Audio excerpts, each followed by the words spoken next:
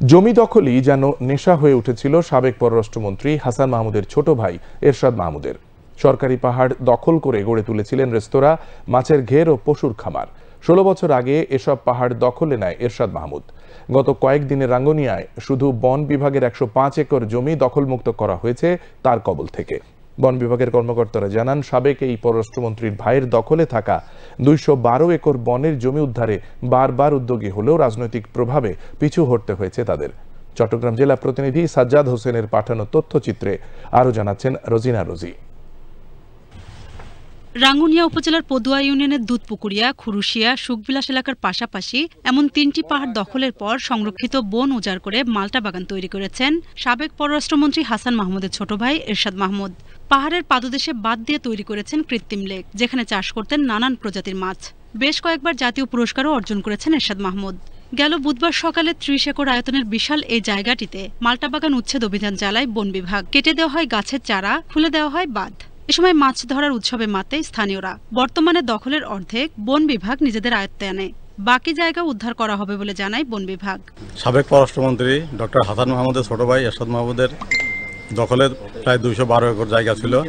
গত 26 তারিখ থেকে 28 তারিখ 3 দিনে আমরা প্রায় 105 একর জায়গা আমাদের আওতায় নিয়ে আসছি, দখলমুক্ত করেছি। আর বাকি যে জায়গাগুলো দখলে আছে এগুলো অচিরেই আমরা আমাদের উদ্ধার কাজ চলমান আছে।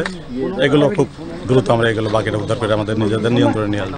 শুধু দুধপুকুরিয়ায় নয়, একই উপজেলার সুখবিলাস গ্রামের পাহাড়ি লেক দখল করে গড়ে তুলেছিলেন রেস্তোরাঁ।